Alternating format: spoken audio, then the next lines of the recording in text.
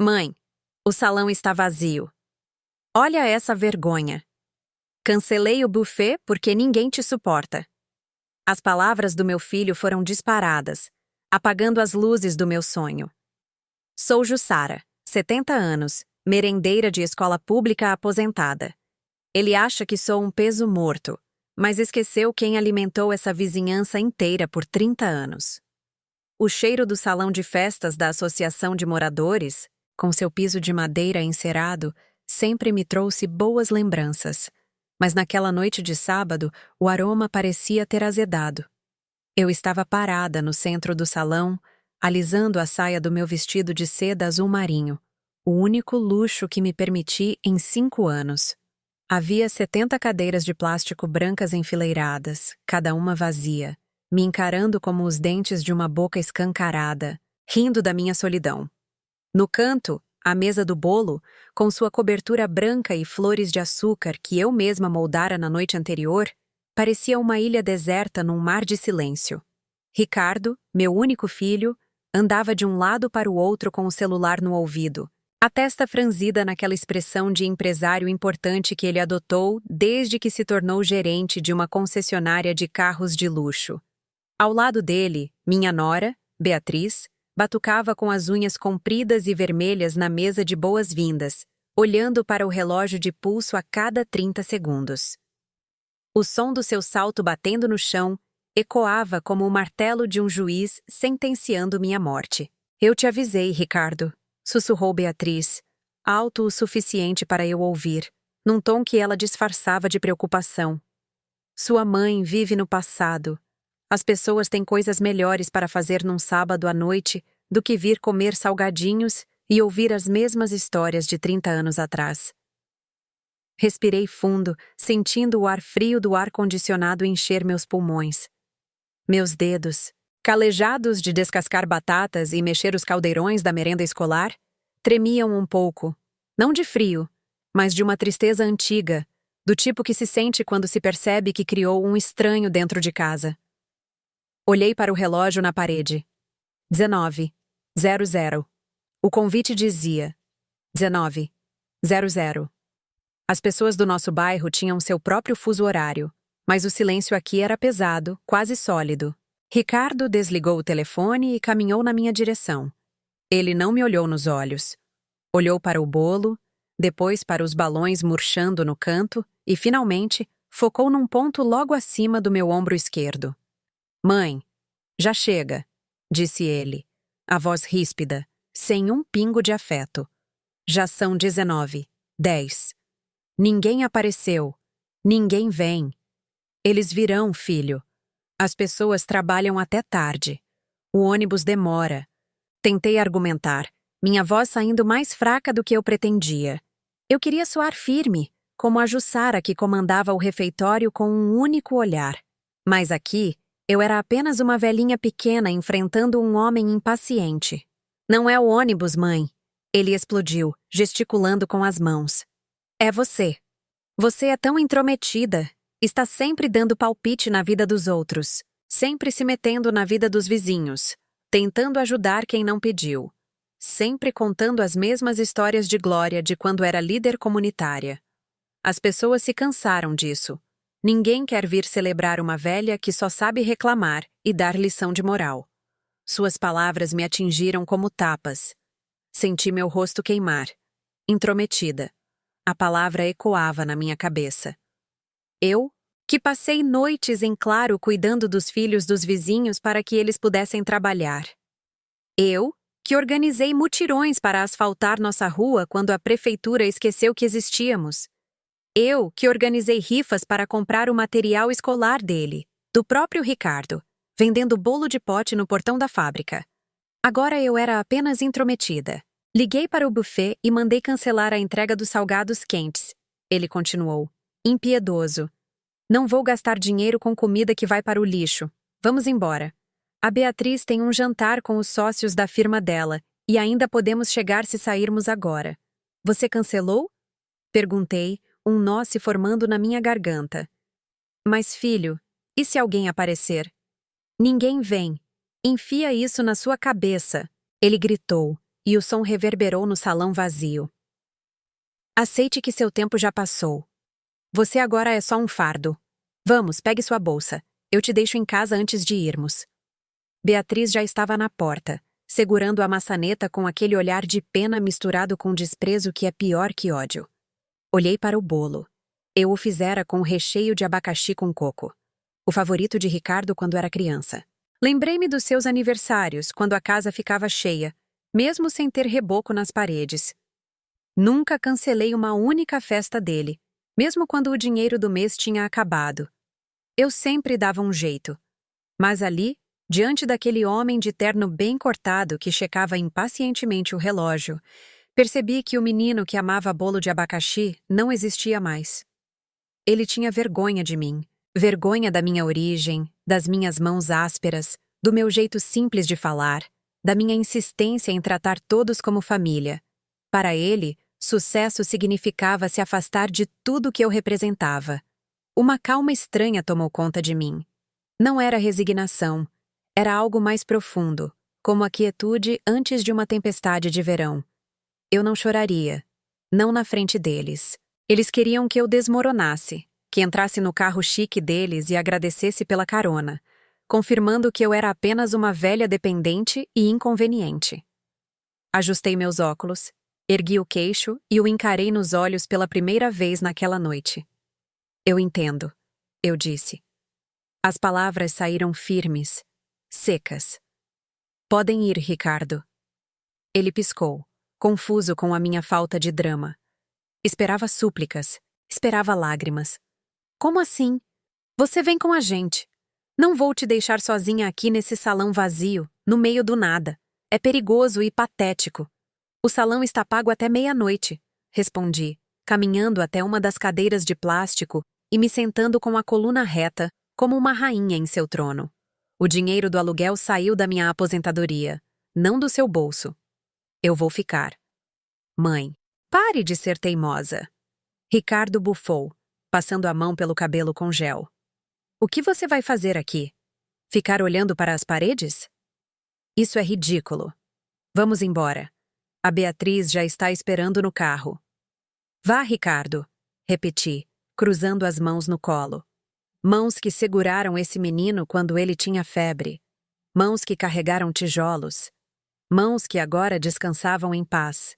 Preciso de um tempo sozinha para pensar em como sou intrometida. Ele me olhou com raiva, balançando a cabeça. Tudo bem. Fique aí, então. Fique aí com seu orgulho e seu bolo seco. Só não me ligue chorando mais tarde, pedindo para eu te buscar no meio da noite. Porque não vou atender. Você escolheu essa humilhação. Ele virou as costas e saiu, batendo a porta de vidro do salão atrás de si.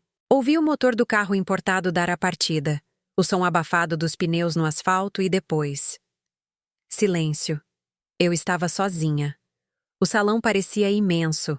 O zumbido da geladeira de bebidas vazia era o único som. Olhei para as 70 cadeiras. A dor veio aguda, cortante. Será que ele estava certo? Eu me tornei uma velha amarga que as pessoas evitavam? Lembrei-me de ter ligado para Dona Elsa, minha vizinha de porta, na semana passada para convidá-la. Ela disse que viria. Lembrei-me do seu Haroldo da banca de jornal, que prometeu trazer o neto. Lembrei-me das moças que trabalharam comigo na cozinha da escola. Por que ninguém estava aqui? Eram 19. 15 agora. Meus olhos marejaram, mas não deixei uma lágrima cair. Tirei meu celular da bolsa. Um modelo antigo com números grandes porque minha vista não é mais a mesma. Nenhuma chamada perdida, nenhuma mensagem. Você é tão intrometida. A frase de Ricardo girava em minha mente como um disco quebrado. Talvez eu fosse. Talvez, ao tentar cuidar de todos, eu os tenha sufocado. Talvez o amor que eu achava que estava dando fosse recebido como intromissão. A dúvida é o veneno mais cruel para uma mãe. Ela nos faz questionar a própria base de tudo que construímos. Levantei-me e caminhei até a mesa do bolo. Passei o dedo na borda da bandeja, pegando um pouco de cobertura. Doce, tão doce. A vida tinha sido amarga na maior parte do tempo. A viuvez precoce, O trabalho pesado de carregar panelas industriais, as varizes que queimavam nas pernas à noite. Mas eu sempre tentei colocar doçura na vida dos outros. E agora, no meu dia, no meu marco de 70 anos, eu estava sendo servida com vinagre. Sentei-me novamente, agora de frente para a entrada. O tempo passou devagar. 19, 30, 19, 40. Comecei a notar detalhes que não tinha visto antes. Havia uma mancha de água no teto em forma de coração. Havia uma teia de aranha no canto da janela. Coisas que só a solidão permite ver. Comecei a fazer um inventário mental da minha vida. Eu não tinha riquezas. A casa em que moro ainda tem o piso que meu falecido marido instalou há 40 anos. Não tenho joias, exceto a fina aliança de casamento que nunca tirei. Mas eu tinha memórias. Lembrei-me do nome de cada criança que repetia o almoço porque não tinha comida em casa. Lembrei-me de cada campanha do agasalho. Nada disso valia a pena? O mundo moderno, o mundo do meu filho, não tinha espaço para a memória?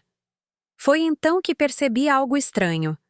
Ricardo disse que cancelou tudo, mas os convites, aqueles que pedi à neta da minha vizinha para fazer no computador e imprimir, eu os entreguei em mãos. Não usei um grupo de WhatsApp da família porque sei que eles são silenciados.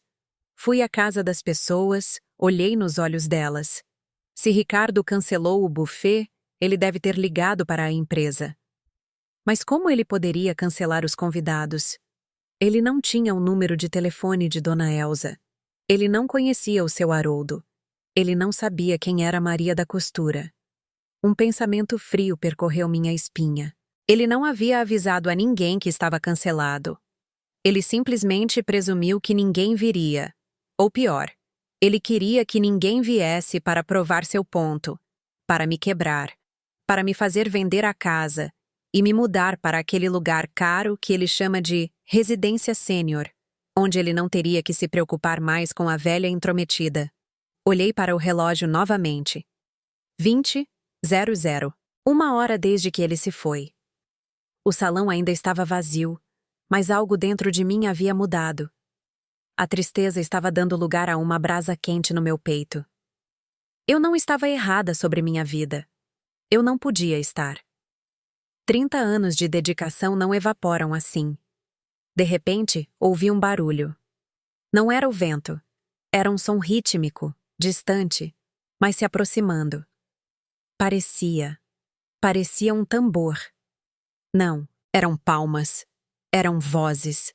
Levantei-me da cadeira, meu coração batendo contra minhas costelas, sentindo como se quisesse pular para fora do meu vestido de seda. O som vinha da rua de baixo, a ladeira íngreme que leva ao salão, onde o ônibus não passa e os carros chiques de Ricardo não gostam de ir por causa dos buracos.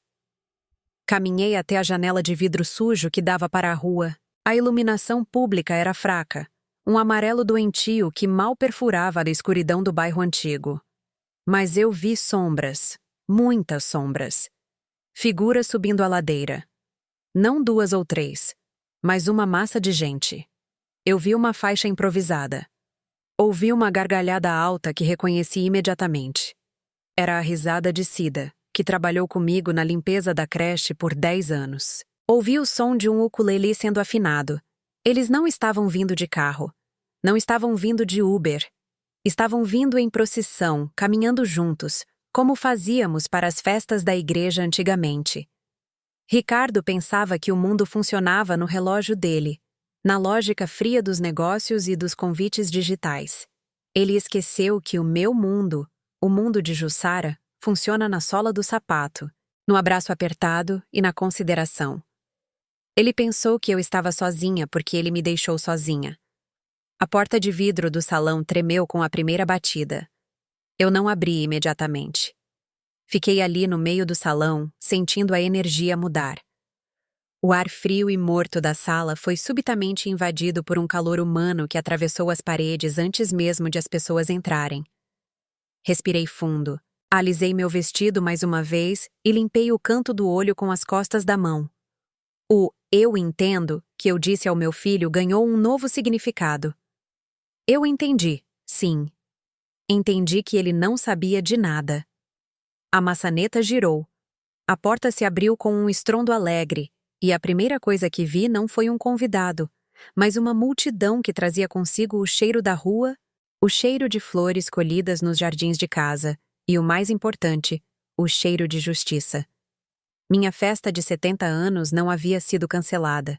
Estava apenas começando, e meu filho não tinha ideia da força da tempestade que ele tentou silenciar.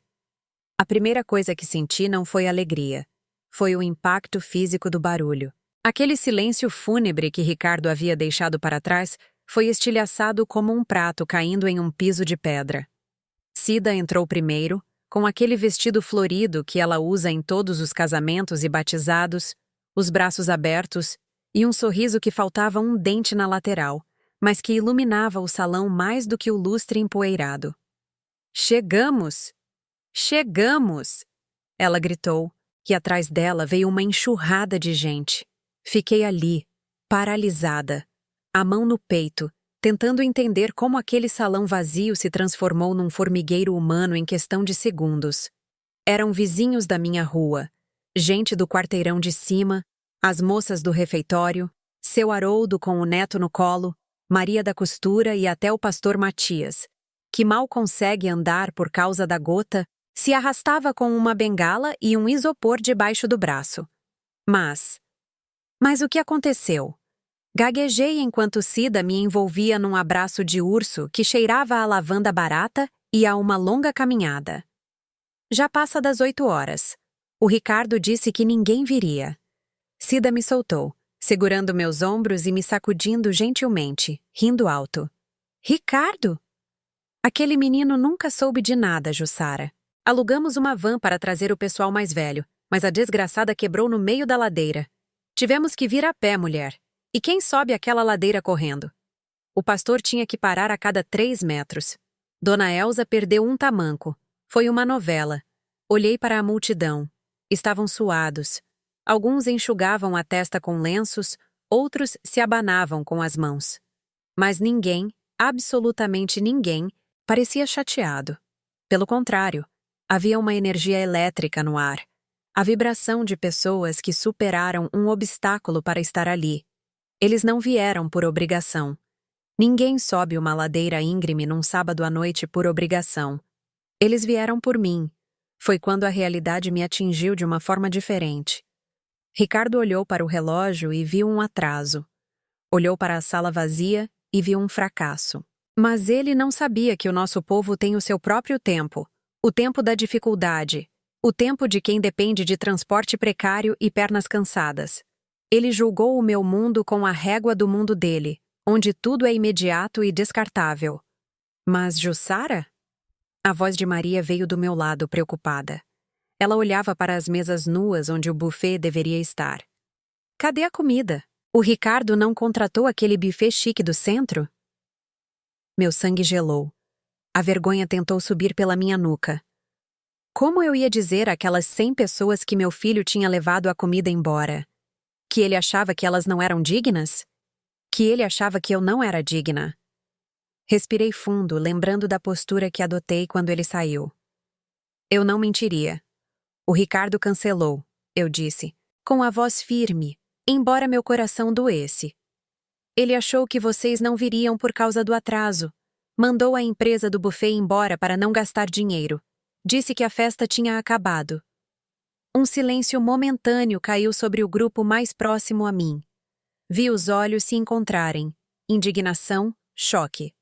Cida pôs as mãos na cintura, pronta para soltar um palavrão, mas eu levantei a mão, pedindo calma. "Mas eu estou aqui", continuei. "E o bolo está ali. É de abacaxi com coco." E então o milagre aconteceu. Aquele que o dinheiro do meu filho nunca poderia comprar. Seu Haroldo, que segurava uma bolsa térmica, soltou uma risada rouca.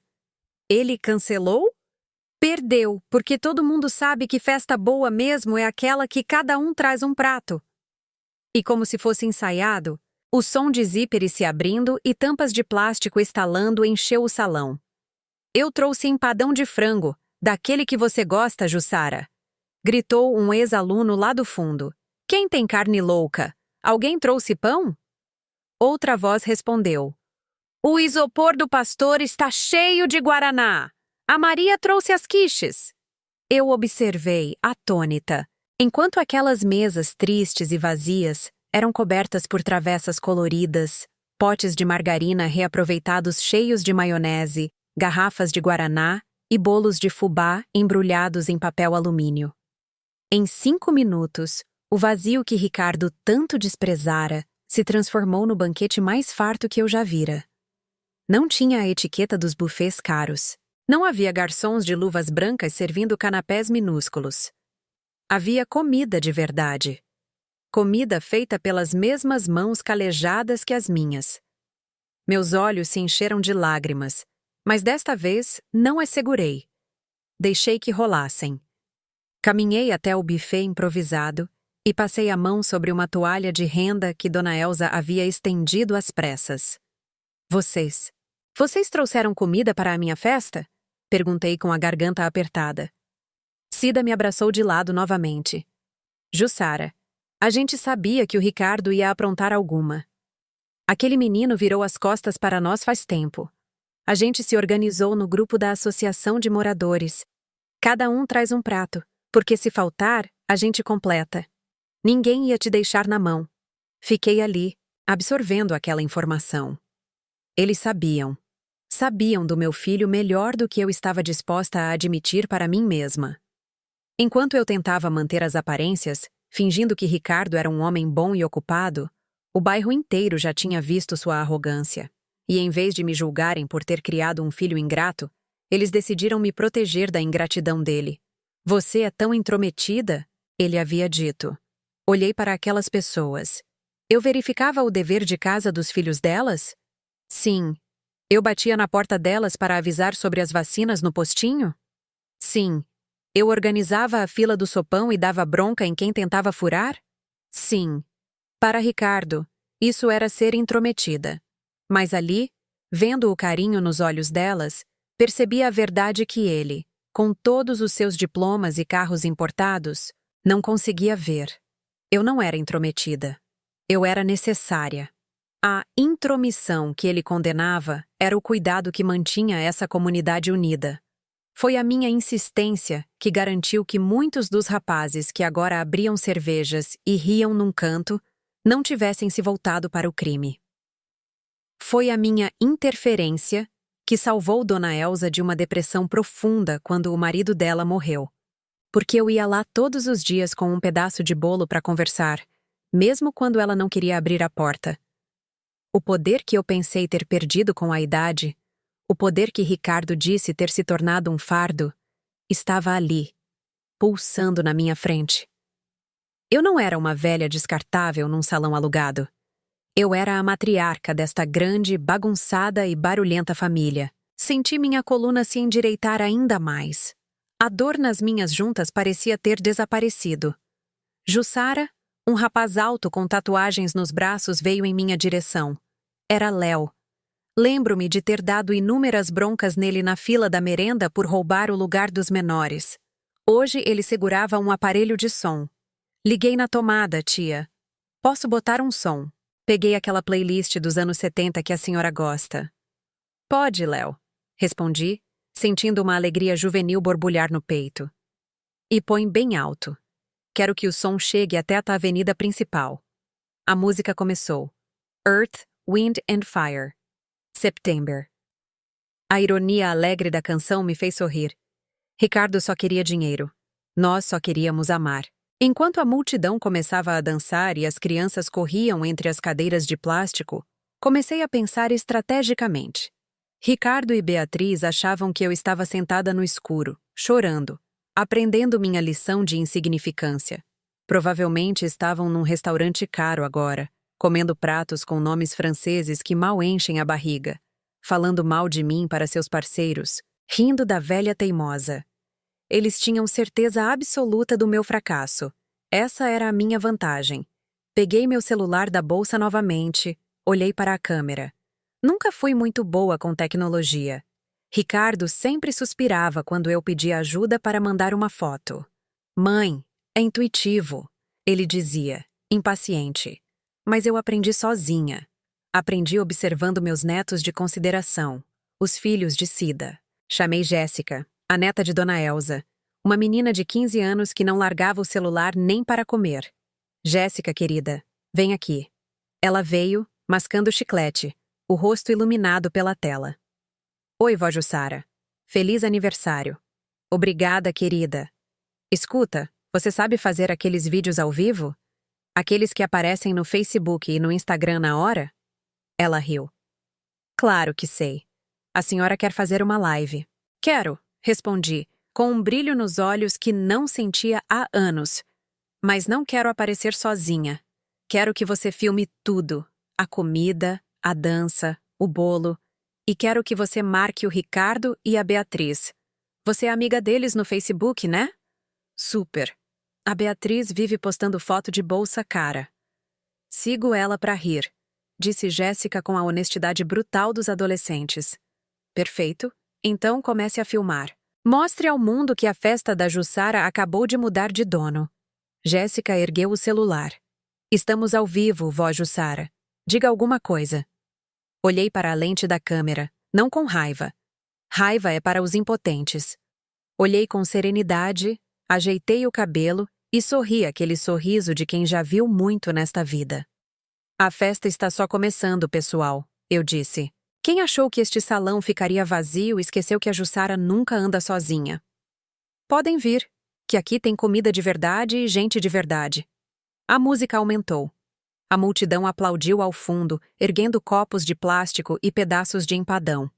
Eu sabia que Ricardo era viciado no celular. Sabia que Beatriz não aguentava 10 minutos sem checar suas redes sociais para ver quantas curtidas ganhou. Eles veriam.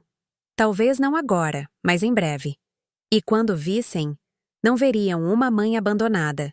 Veriam uma rainha cercada por sua corte. Fui para o meio da pista de dança. Léo me puxou para dançar. Meus pés inchados e cansados, de 70 anos de luta, pareciam flutuar no piso de madeira gasto. Mas no fundo da minha mente, enquanto eu girava ao som da música, o plano se formava. Não era suficiente apenas mostrar que eu estava feliz. Ricardo precisava entender que ele não tinha o poder de me cancelar. Ele achava que pagava minhas contas, que a casa onde eu morava era seu investimento, que minha vida estava em suas mãos. Ele esqueceu que a casa está no meu nome. Ele esqueceu que o terreno onde fica a concessionária dele. Bem, essa era uma história antiga que eu guardava às 7 chaves. Uma história de quando o pai dele era vivo e comprou aquele terreno barato num leilão que ninguém se importou. Ricardo construiu seu império sobre uma fundação que era minha.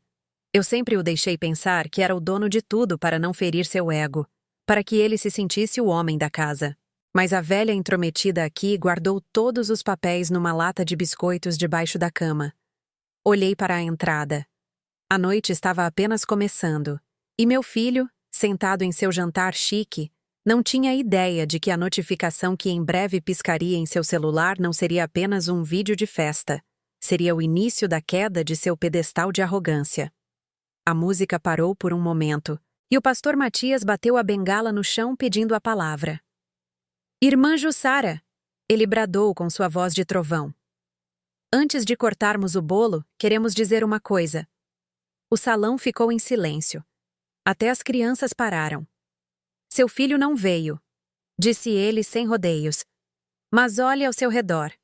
Você tem 100 filhos aqui esta noite. E um filho de verdade não é aquele que vem do seu ventre, mas aquele que fica quando sua barriga está vazia. Um coro de améns e aplausos encheu o salão.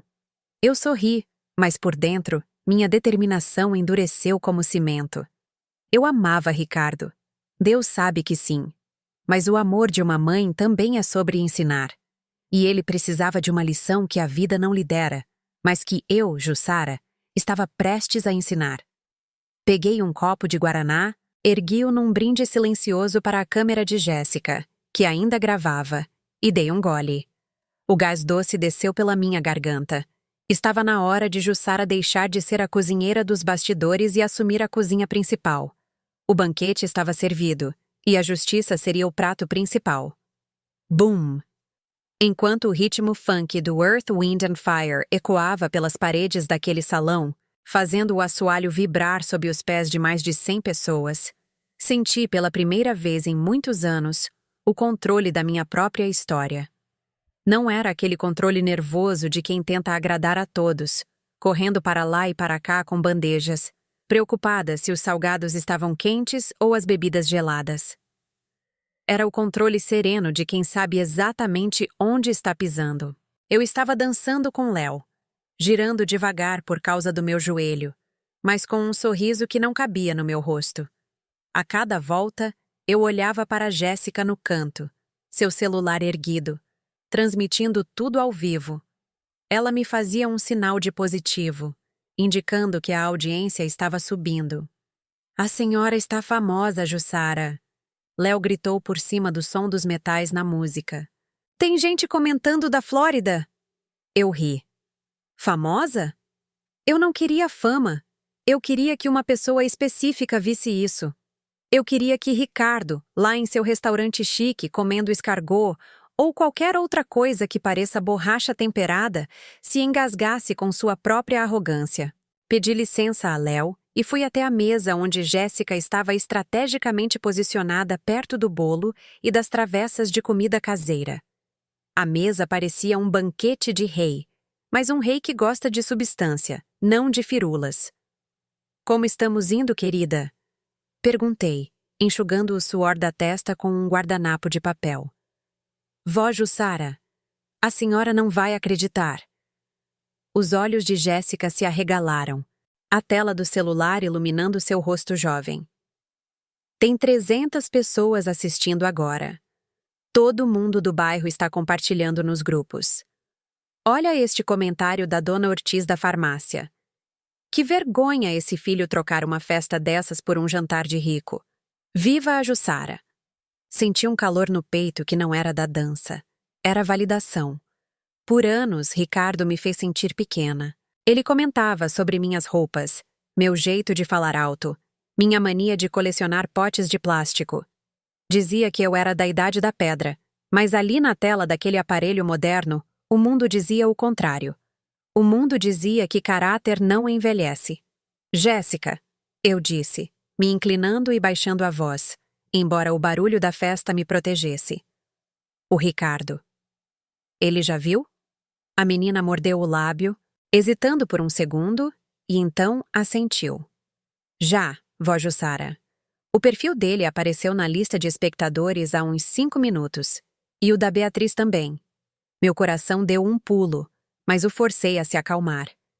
Era exatamente isso que eu queria.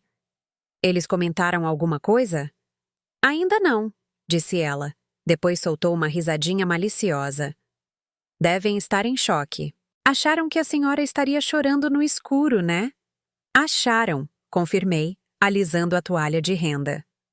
"Mas esqueceram que quem planta sementes a vida toda não fica sem colheita." Voltei para o centro do salão. Precisava que eles vissem mais. Precisava que vissem a alegria genuína, do tipo que o dinheiro de Ricardo não podia mais comprar. Fui até Cida, que estava servindo guaraná para as crianças. "Cida, o bolo", chamei. "Vamos cantar parabéns agora." "Mas já, Jussara? São só 9 horas", disse ela surpresa. "É agora, enquanto o ferro está quente", respondi, piscando para ela. Cida, esperta como sempre, entendeu que havia mais no meu pedido. Ela bateu palmas e gritou, chamando a atenção de todos. O DJ improvisado baixou a música. O silêncio que se seguiu não era o vazio de antes. Era um silêncio de expectativa, carregado de afeto. As pessoas se reuniram em volta da mesa. Vi rostos que conheço há 40 anos. Vi seu Haroldo, vi Maria. Vi as crianças que ajudei a criar na creche e que agora traziam seus próprios filhos. Jéssica se posicionou bem na frente, garantindo que a câmera capturasse meu rosto e o bolo de abacaxi. Respirei fundo. Este momento era meu palco, e meu público-alvo não estava na sala. Estavam do outro lado de uma tela, provavelmente sentindo a vergonha subir pelos colarinhos engomados de suas camisas sociais. "Pessoal?" Minha voz saiu clara, projetada como nos dias em que eu organizava a fila da merenda. "Antes de soprar a velinha, quero agradecer." Houve um murmúrio de aprovação. Hoje mais cedo, me disseram que esta festa não ia acontecer. Comecei, olhando diretamente para a lente do celular de Jéssica. Me disseram que eu era intrometida, que eu era um fardo, que ninguém viria me dar um abraço. Me disseram que meu tempo havia passado e que eu deveria me recolher à minha insignificância. Vi algumas pessoas balançarem a cabeça em desgosto. Dona Elsa enxugou uma lágrima. Mas quem disse isso não conhece a força do nosso povo, continuei, erguendo o queixo. Quem disse isso esqueceu que família não é só quem compartilha seu sobrenome ou seu sangue. Família é quem segura sua mão quando o chão some debaixo de você.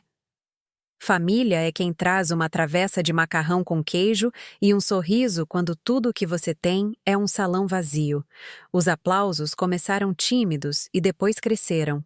Então, este primeiro pedaço de bolo, peguei a espátula, sentindo o peso do momento. A tradição geralmente diz que o primeiro pedaço vai para a pessoa mais importante, geralmente um filho ou um marido. Ricardo recebeu o primeiro pedaço todos os anos desde que fez 1 ano. Ele esperava isso como um direito divino.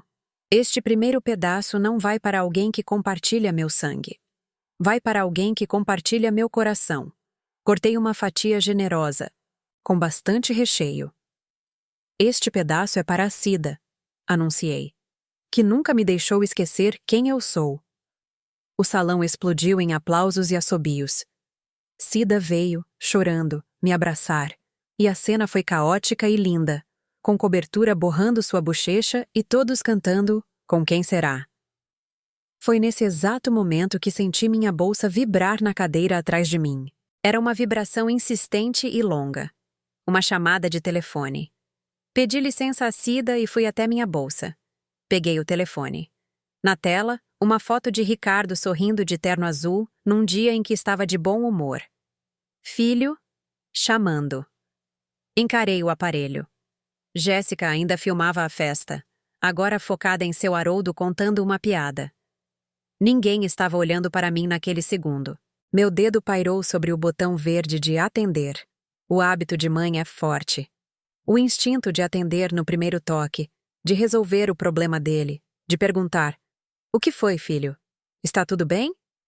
Esse instinto gritou dentro de mim. Mas então me lembrei da frase. Você é tão intrometida. Lembrei-me das costas dele enquanto se afastava. Lembrei-me do silêncio do salão. Deixei tocar. O telefone vibrou até a chamada cair na caixa postal. Segundos depois, tocou de novo, insistente, autoritário. O toque parecia dizer: Atenda agora. Eu sou seu filho. Eu controlo esta relação.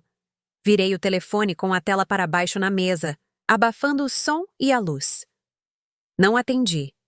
Voltei para a festa, peguei um copo de guaraná e brindei com Maria. Pela primeira vez em 70 anos, deixei Ricardo esperando. Meia hora depois, a festa estava a todo vapor. Um grupo tinha começado um karaokê improvisado. Eu estava sentada, descansando as pernas, observando tudo com aquela sensação de missão cumprida. Foi quando Jéssica veio correndo com uma expressão de quem viu um fantasma. Vó Jussara. O Ricardo mandou uma mensagem no chat da live. E mandou para a senhora também. Imagino. O que ele disse? Perguntei, mantendo a calma, embora meu estômago desse uma reviravolta. Jéssica me mostrou a tela do celular, onde os comentários rolavam. Havia uma mensagem fixada do perfil Ricardo Carros de Luxo. Mãe, que circo é esse? Tira isso do ar agora. Meus sócios estão assistindo. Você está tentando me humilhar? Atenda o telefone. Li aquilo e, em vez de medo, senti uma profunda pena. Ele não estava preocupado comigo. Não estava preocupado se eu estava bem, se tinha comido, se estava feliz. Estava preocupado com seus sócios, com sua imagem. Peguei meu próprio telefone. Havia 5 chamadas perdidas e 3 mensagens de WhatsApp. Mãe, atende. Isso é ridículo. Você juntou toda essa gentalha só para me afrontar? A Beatriz está chorando de vergonha. Apague esse vídeo agora. Ou vamos ter uma conversa séria amanhã sobre o aluguel da sua casa. Parei nessa última mensagem. o aluguel da sua casa. Ele sempre usava isso, a ameaça velada.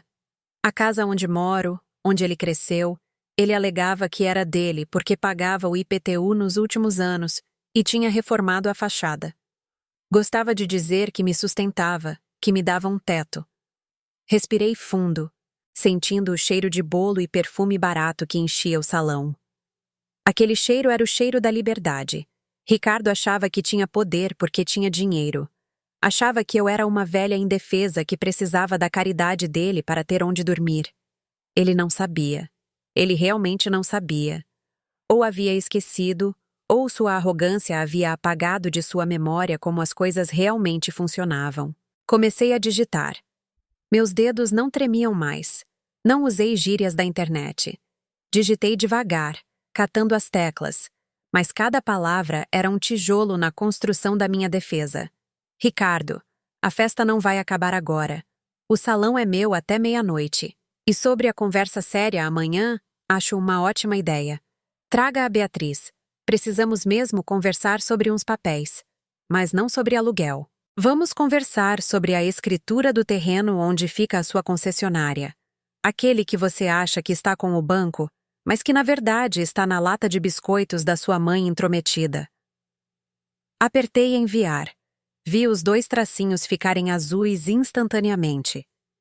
Bloqueei a tela do celular e o guardei de volta na bolsa. Levantei a cabeça e vi o pastor Matias me chamando para uma foto com o grupo da igreja. Sorri, ajeitei os óculos e fui. A execução do meu plano havia começado. Eu não precisava gritar. Não precisava fazer uma cena na concessionária dele. Eu só precisava lembrá-lo de quem segurava as fundações do castelo de areia em que ele vivia. O resto da festa passou como um bom sonho. Comemos, bebemos, rimos. Por volta das 23h30 começamos a limpar o salão. Ninguém deixou bagunça para trás. Todos ajudaram a varrer, a recolher os pratos, a amarrar os sacos de lixo. Essa era a minha gente. Gente que sabe que dignidade também é deixar um lugar limpo para o próximo. Quando a última luz foi apagada e o seu Thompson com sua van, que finalmente tinha consertado o motor, buzinou lá fora para levar as pessoas para casa, fiquei sozinha por 1 minuto na calçada, esperando o Uber que Jéssica tinha pedido para mim. A noite estava fresca. O céu nublado escondia as estrelas, mas eu não precisava delas. Tinha o brilho da tela do meu celular, que se iluminou com uma nova mensagem. Não era uma mensagem de áudio raivosa ou uma exigência. Era uma mensagem curta, diferente do tom dele antes. Mãe, do que você está falando? Que escritura! Sorri para a rua deserta. O medo tinha trocado de lado. A dúvida tinha sido plantada. O carro de aplicativo chegou. O motorista, um jovem simpático, perguntou: A festa foi boa, senhora? Vi muita gente feliz saindo. A melhor da minha vida, filho. Respondi, entrando no carro e fechando a porta suavemente. A festa onde descobri que não sou uma convidada na vida dos outros. Eu sou a dona do salão. Enquanto o carro se afastava, descendo a ladeira em direção à minha casa, eu sabia que a verdadeira batalha seria no dia seguinte. Ricardo viria com tudo o que tinha. Traria advogados, talvez. Traria sua manipulação emocional de sempre. Traria Beatriz e suas unhas afiadas. Mas ele encontraria uma Jussara diferente. Ele encontraria a mulher que guardou segredos por 30 anos para proteger o futuro dele e que agora usaria esses mesmos segredos para proteger sua própria dignidade. A lata de biscoitos debaixo da minha cama, aquela de metal enferrujado com flores desbotadas, valia mais do que todos os carros importados na concessionária dele, e amanhã ele descobriria o preço real de chamar a própria mãe de descartável. Motorista, chamei. O senhor pode aumentar o rádio? Adoro essa música. E fui para casa cantando, pronta para a guerra, mas com o coração leve como quem sabe que, pela primeira vez, detém a arma mais poderosa de todas, a verdade documentada. A velha intrometida acabara de se tornar uma velha perigosa. O domingo amanheceu com um céu pesado e cinzento, do tipo que promete um temporal. Mas o trovão que me acordou não veio das nuvens. Veio do meu portão de ferro.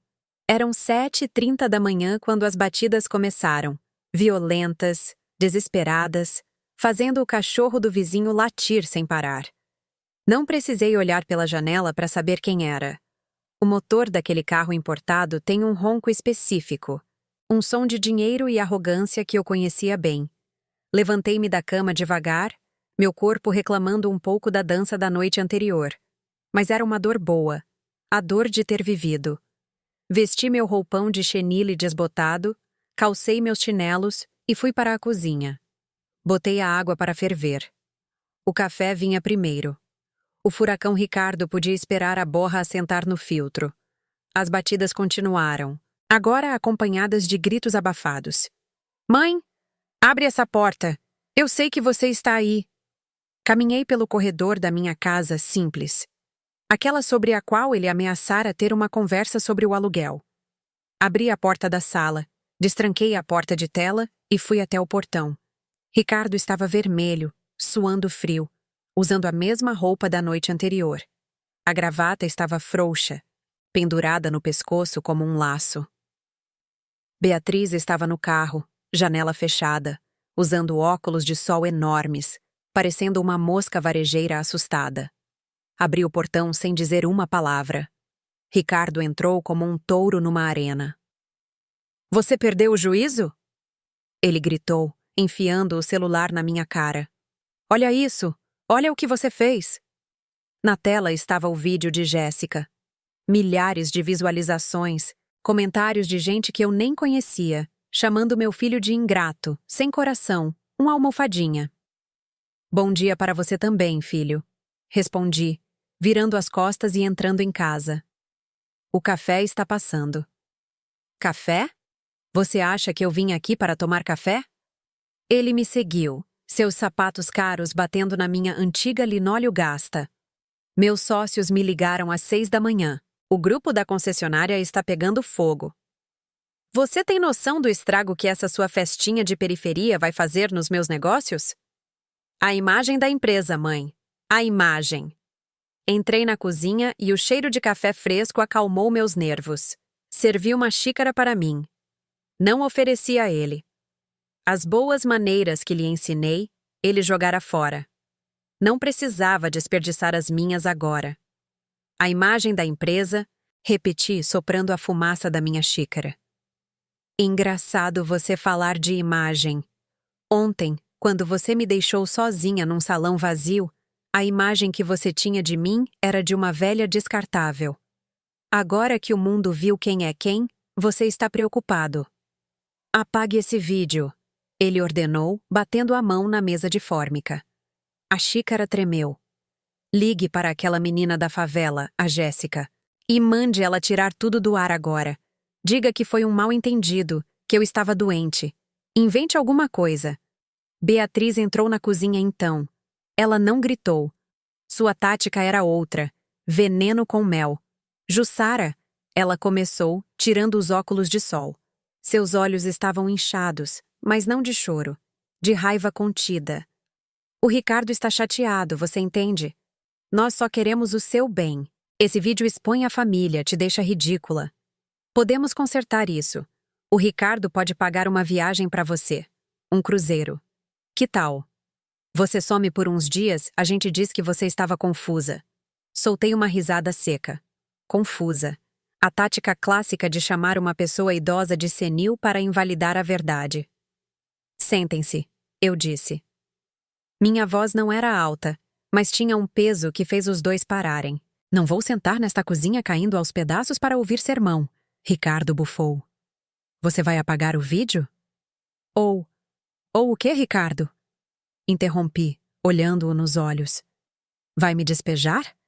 Parar de pagar as contas de luz que você alega pagar por caridade? É exatamente isso. Ele explodiu. Você vive de mim. Esta casa, a comida, os remédios. Se eu fechar a torneira, você vai viver de favor na casa daquela Cida. Então, sim, quem manda aqui sou eu. Eu tenho o dinheiro. Eu sou o dono do teto sobre sua cabeça. Era a deixa que eu precisava. Coloquei minha xícara na pia com cuidado. Caminhei até o meu quarto. Eles ficaram na cozinha, resmungando, pensando que eu tinha ido buscar o celular para apagar o vídeo. Ajoelhei-me ao lado da minha cama. O chão frio tocou meus joelhos, mas não o senti. Puxei uma caixa de sapatos velhos de papelão e, bem no fundo, encontrei o que procurava. A lata de metal redonda e azul de biscoitos amanteigados dinamarqueses, com ferrugem nas bordas. Aquela lata estava comigo há 30 anos. Levei a lata para a cozinha e a coloquei no centro da mesa. O som do metal na fórmica ecoou como um martelo de tribunal. Ricardo olhou para a lata com desprezo. O que é isso? Biscoito mofado? Você está mesmo ficando senil. Abri a tampa com esforço. O cheiro de papel velho e naftalina subiu. Removi os carretéis de linha, as agulhas, os botões perdidos de camisas que costurei para ele quando criança. No fundo, dobrado em 4, havia um envelope pardo. O papel estava amarelado, manchado pelo tempo, mas a tinta da máquina de escrever ainda era legível. Puxei o documento, alisei-o sobre a mesa e o empurrei na frente de Ricardo. Leia! Ordenei. Ele bufou, pegando o papel com a ponta dos dedos como se fosse algo sujo. Beatriz esticou o pescoço, curiosa. Escritura de compra e venda. Loteamento Vista Verde. Quadra B, lote 4. Ele leu em voz alta com desdém, até que sua voz sumiu. Ele parou. Seus olhos percorreram a parte de baixo da página, depois voltaram para o topo. O que é isso? Sua voz saiu fina, irreconhecível. É a escritura do terreno na avenida principal, respondi, sentando-me e cruzando os braços.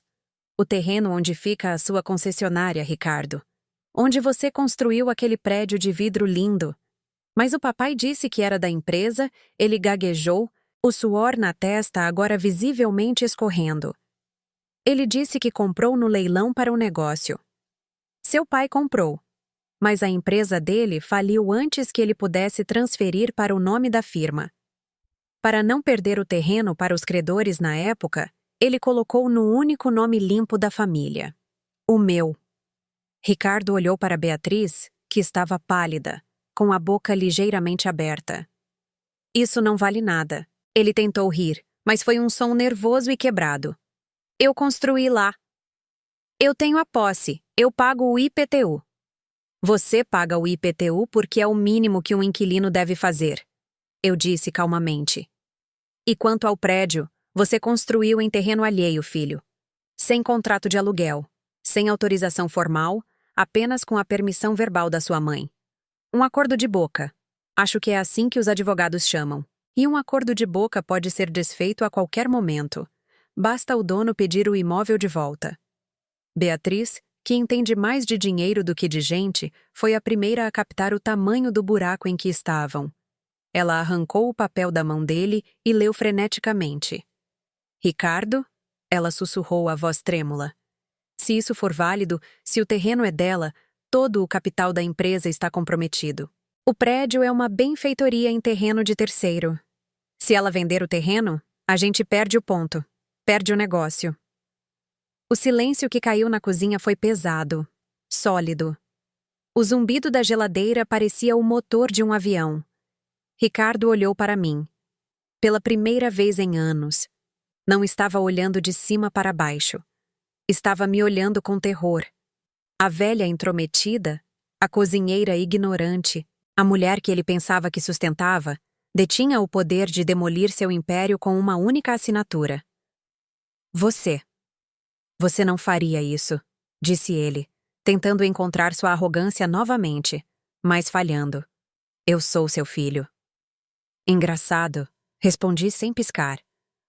Ontem à noite, quando você cancelou minha festa e me deixou lá, você não agiu como um filho. Agiu como um patrão demitindo uma funcionária inútil. Mãe, foi um momento de estresse. Ele tentou argumentar, levantando as mãos. A Beatriz tinha aquele jantar importante. Eu estava no limite. Não minta, Ricardo, cortei-o. Você tem vergonha de mim. Acha que sou um fardo. Disse que eu vivo às suas custas. Vamos fazer as contas agora. Peguei um pedaço de papel toalha e uma caneta esferográfica da mesa. O aluguel de um lote comercial daquele tamanho na avenida, quanto custa hoje? Uns 5.000 reais por mês? Perguntei. Beatriz assentiu mudamente. 5.000. Você está lá há 10 anos. Sem reajuste, sem juros. São quase 600 mil reais que eu nunca cobrei. 600 mil que eu te dei para construir sua vida de rico. E em troca você paga minha conta de luz de 80 reais e acha que tem o direito de me humilhar, de dizer que cancelou meu aniversário porque sou intrometida. Ricardo afundou na cadeira. Ele parecia ter encolhido. O terno caro parecia grande demais para o homem pequeno dentro dele. Você quer dinheiro? É isso? Ele perguntou, ainda sem entender nada sobre dignidade. Eu começo a te pagar aluguel. 1.000 por mês. Está bom?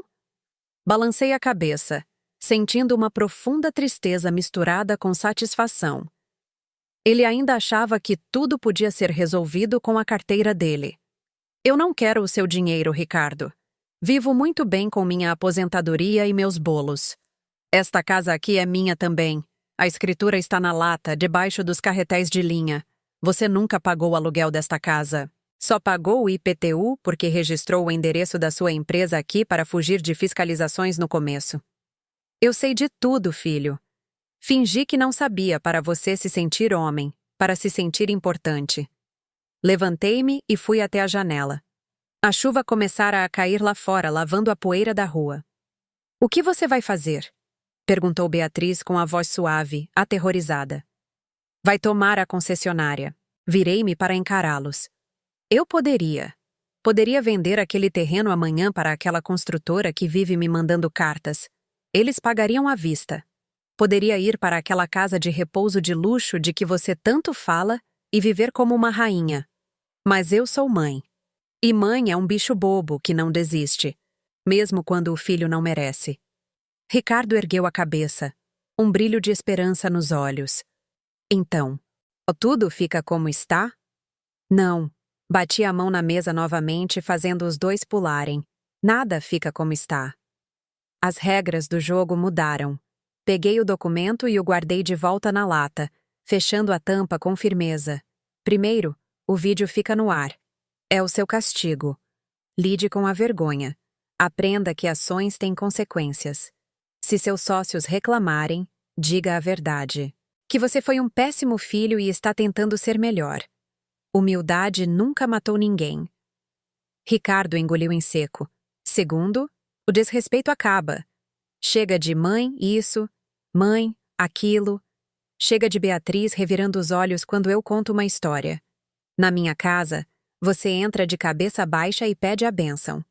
E na minha festa, na minha próxima festa, se eu te convidar, você vem, e vem sorrindo, e come bolo de abacaxi sem reclamar do glúten.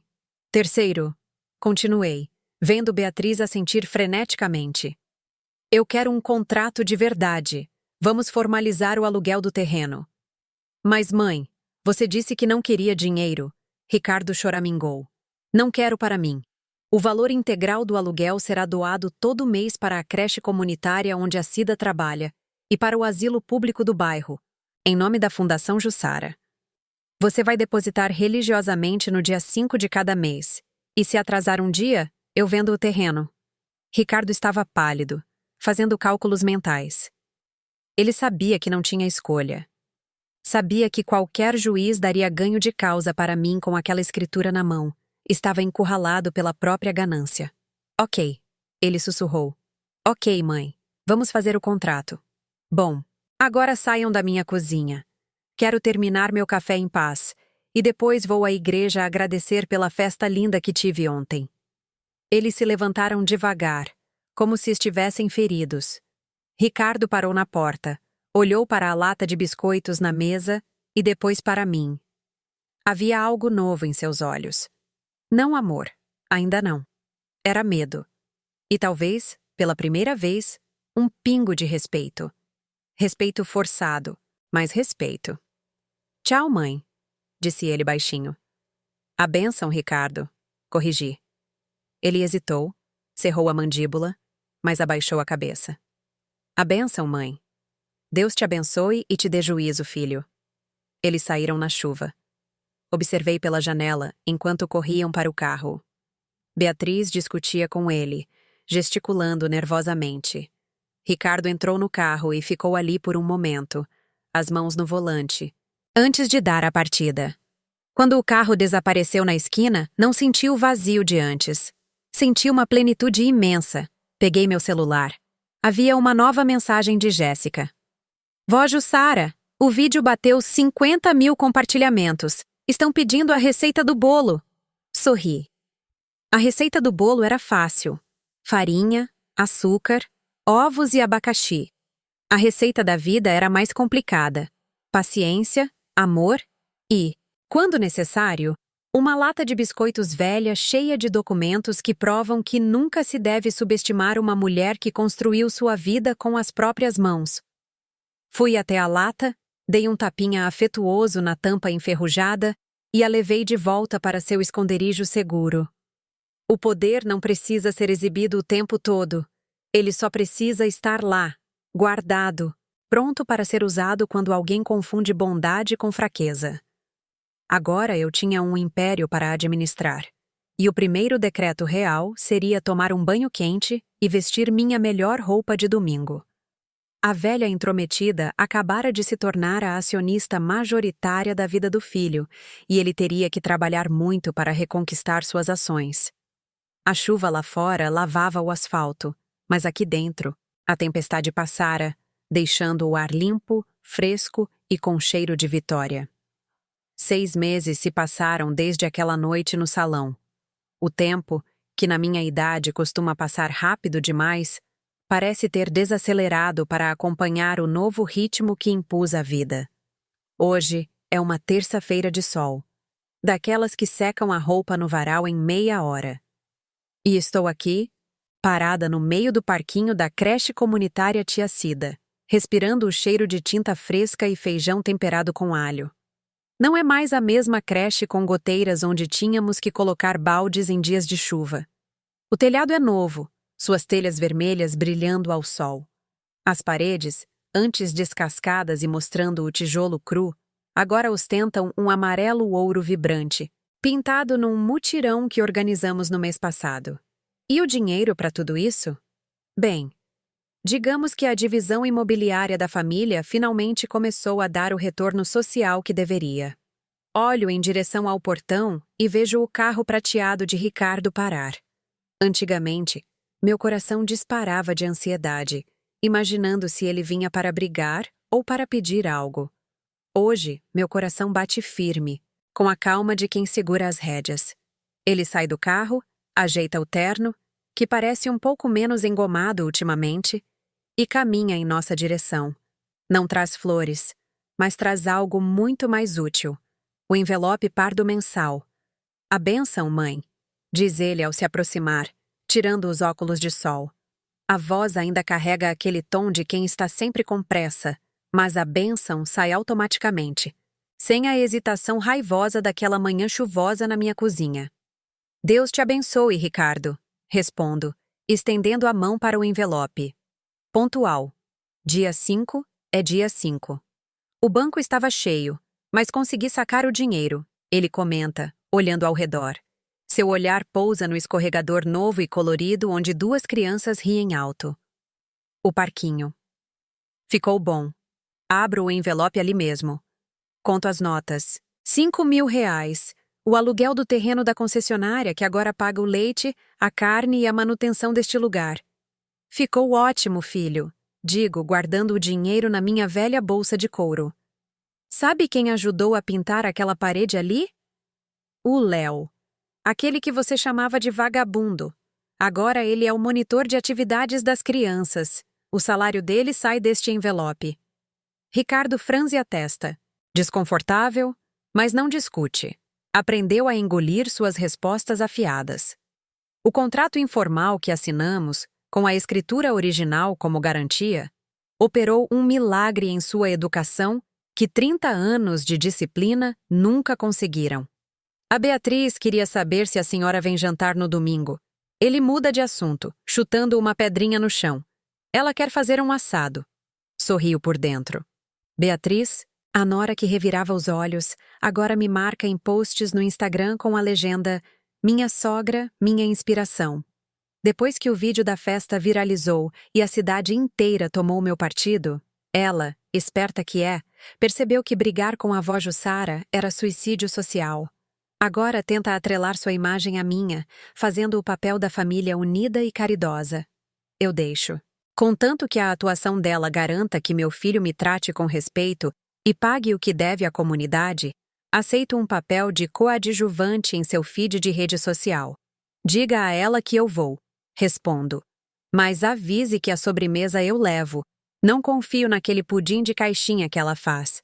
Ricardo solta uma risada curta, quase genuína. Ok, mãe. Vou avisar. Nesse momento, Cida sai da cozinha, secando as mãos no avental. E aí, Ricardo? Ela grita sem cerimônia. Já que você está aí com esse carrão chique, não quer levar essas caixas de doação lá no asilo? Nosso entregador deu o cano. Vejo Ricardo congelar. Ele olha para seu carro importado impecável, sem um pingo de poeira.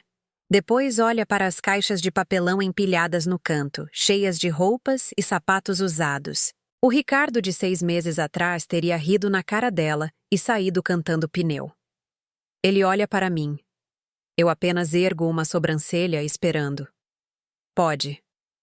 Pode colocar no porta-malas, ele resmunga, tirando a chave do bolso. Mas cuidado para não arranhar o para-choque.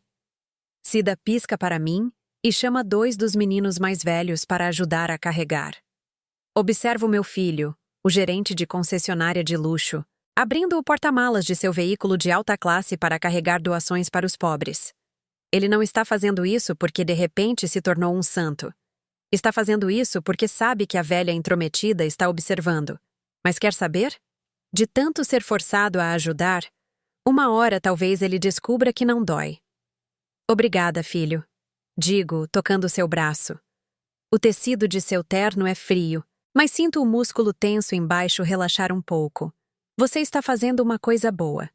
Ele olha para mim e por um segundo vejo o garotinho que se lambuzava todo de cobertura de bolo. Bem, a senhora é um osso duro de roer, Jussara. Alguém tem que ser, Ricardo. O mundo já é muito mole com quem tem dinheiro e muito duro com quem não tem. Estou apenas equilibrando a balança. Ele entra em seu carro, agora carregado de caridade forçada, e sai devagar. Fico ali, vendo o carro desaparecer na esquina, e sinto uma paz que não sentia há décadas. A paz de quem não teme o futuro porque garantiu o presente. Volto para dentro da creche. As crianças estão lanchando. O cheiro de achocolatado enche minhas narinas e me traz memórias. Quantas vezes servi leite ralo porque não tínhamos orçamento? Quantas vezes vi uma criança chorar de fome? Agora vejo mesas fartas. O dinheiro que Ricardo gastava num carro novo todo ano agora enche barriguinhas.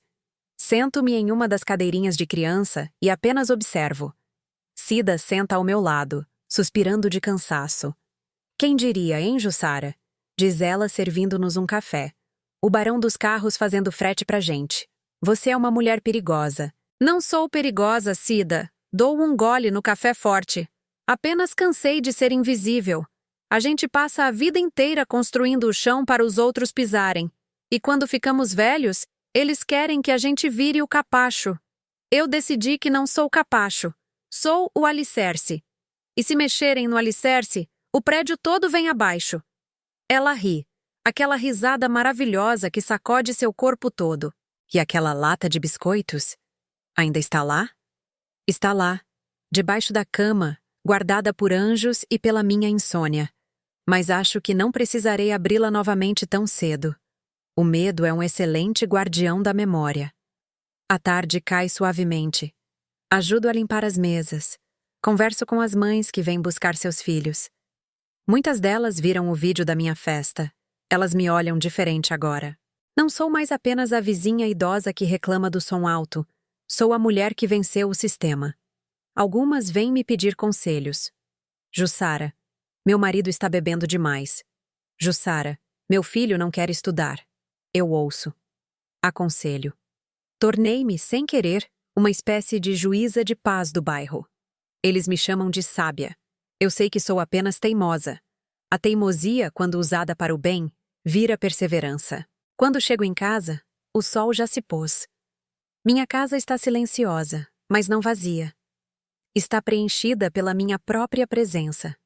Entro na cozinha, passo a mão na mesa de fórmica onde o acordo foi selado verbalmente. Meu celular vibra. É uma mensagem no grupo da família.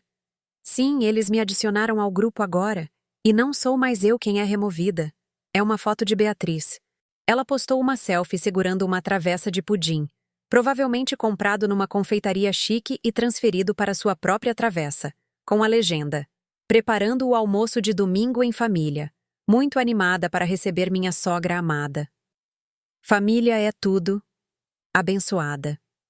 Eu poderia comentar, desmascará-la, dizer que ela não sabe nem ligar o forno. Mas para quê? A hipocrisia dela é o tributo que o vício presta à virtude. Se ela precisa fingir que me ama para ganhar curtidas, que finja. O que importa é que no mundo real, fora da tela do celular, o respeito foi restaurado. Vou para o meu quarto e puxo a caixa de sapatos de debaixo da cama. Pego a lata de biscoitos.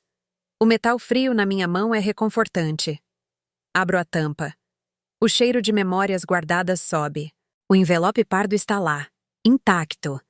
A escritura, meu trunfo. Mais ao lado, vejo outras coisas.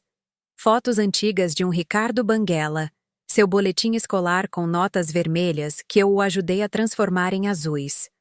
Um desenho torto que ele fez para mim no Dia das Mães de 1990 com as palavras "Mamãe, te amo", rabiscadas. Por muito tempo, pensei que esses papéis de afeto eram meu tesouro. Descobri da maneira mais difícil que no mundo lá fora, o que vale é o papel carimbado em cartório. Mas olhando agora, percebo que ambos são necessários. A escritura garante meu teto e o respeito do meu filho adulto. O desenho garante que eu não me esqueça de quem ele foi, e de quem ele ainda pode ser, lá no fundo, se eu continuar polindo a casca grossa que o dinheiro construiu ao seu redor. Guardo a lata. Não preciso mais dormir com um olho aberto. No domingo, o almoço na casa de Ricardo foi civilizado. A casa deles é bonita, fria, cheia de móveis que parecem de revista e que você tem medo de sentar. Mas havia uma cadeira na cabeceira da mesa posta para mim.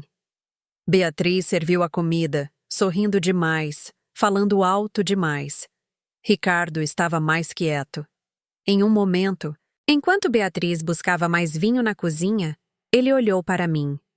"Mãe", ele disse baixinho, "aquele dinheiro está mesmo ajudando a creche?" "Está, filho. Compramos berços novos na semana passada. Os bebês não precisam mais dormir em colchonetes no chão." Ele assentiu, empurrando a comida com o garfo.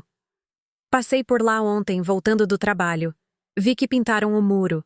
Ficou bonito. A comunidade se orgulha quando tem recursos." Houve um silêncio, mas não foi pesado, foi reflexivo. "Eu não sabia que o terreno valia tanto", ele confessou, sem me olhar nos olhos. "Quer dizer, não o valor em dinheiro. O valor. Para a senhora. Eu só achava que era terra. Terra é onde se planta coisas, Ricardo. Você plantou carros e colheu dinheiro. Eu plantei dignidade e colhi respeito. A terra é a mesma. A semente é que é diferente." Ele ergueu os olhos e, pela primeira vez em anos, vi admiração. Não o medo da escritura, não a vergonha da mãe pobre. Admiração. "A senhora é um pé no saco, mãe", disse ele com um meio sorriso. "Eu sou", respondi, sorrindo de volta, cortando um pedaço do assado. "E é bom você não se esquecer disso, porque pés no saco não morrem fácil e nunca desistem." Beatriz voltou da cozinha com o celular na mão, pronta para outra transmissão ao vivo. "Vamos fazer um brinde para os meus seguidores." Ela chilreou, ajeitando o cabelo. Ergui meu copo de suco de uva. Ricardo ergueu seu vinho. Beatriz sorriu para a câmera. "Um brinde à família", ela gritou. "Um brinde à verdade", corrigi, olhando para a lente. Eles beberam. Eu bebi. O vídeo foi postado. Mais comentários elogiando a Jussara. Li alguns mais tarde, deitada na minha cama, na minha casa simples, com meu chão de linóleo encerado. Essa mulher é uma inspiração, dizia um comentário. Queria ter uma mãe assim, dizia outro. Fechei os olhos, sentindo o peso dos meus 70 anos, mas não como um fardo. Parecia uma armadura.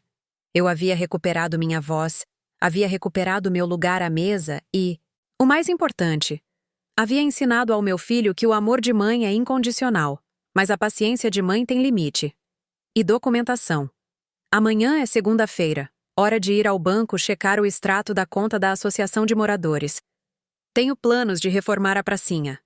É bom o prefeito se cuidar, porque a Jussara pegou gosto pela administração.